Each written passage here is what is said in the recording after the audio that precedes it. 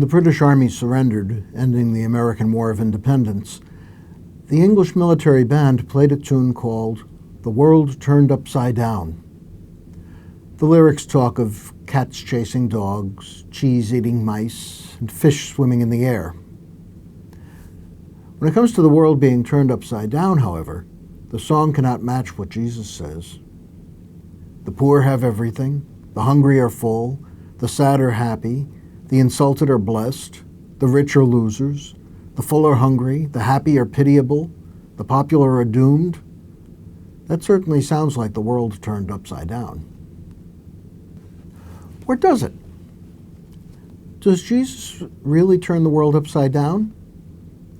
Perhaps the world is upside down to begin with, and therefore we cannot recognize it when it is set right. Maybe Jesus is calling us to be right side up. That's hard to believe. I've known rich people and I've known poor people. The poor do not seem happier than the rich, nor do the rich seem miserable. Hungry people are really hungry, and when I finish a big meal, I don't feel empty. Happy people really do seem happy. Suffering people really are miserable. And people who are liked really seem happier and healthier than those who are unpopular. All of that is so obvious that we base our lives on those facts. We live in the real world, and that world has rules for getting along. If we follow them, we may be successful. If we don't follow them, we're almost certainly not going to be healthy, wealthy, and wise. But what if what we think of as the real world were not real after all? What if the things we have to do to live effectively were as ridiculous as bouncing around on our heads from place to place? Should we pick ourselves up by the toes and begin to go around looking upside down? On what basis could we make such a radical decision? The only reason we have for thinking that the world might be upside down is Jesus' say-so. Should we take his word for it? That depends upon who he is. If he be one among many moral or religious teachers, then the risk that instead of merely appearing to be upside down, we might really turn ourselves upside down is great. Maybe he had a vision problem that I would buy into without evidence or good reason.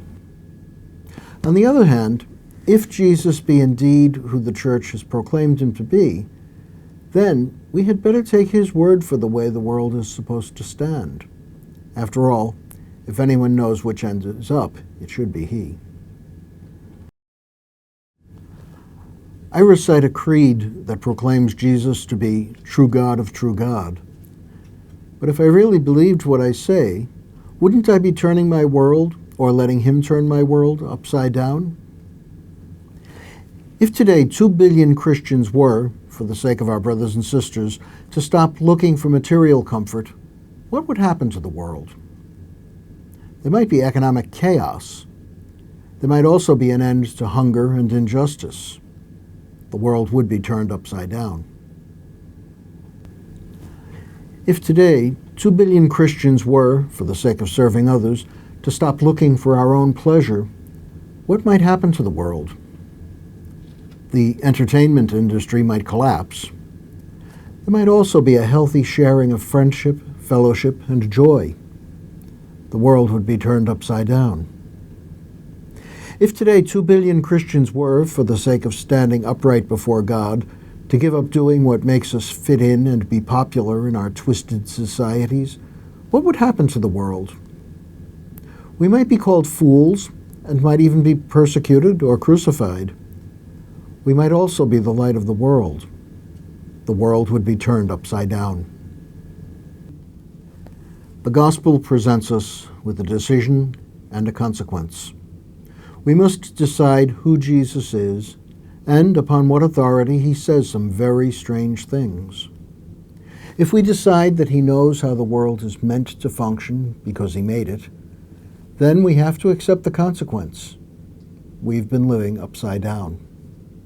In that case, we have to get right side up. It will look upside down. It will, after a lifetime of the other way around, feel upside down. But for the first time, we may see the world the way it looks to God.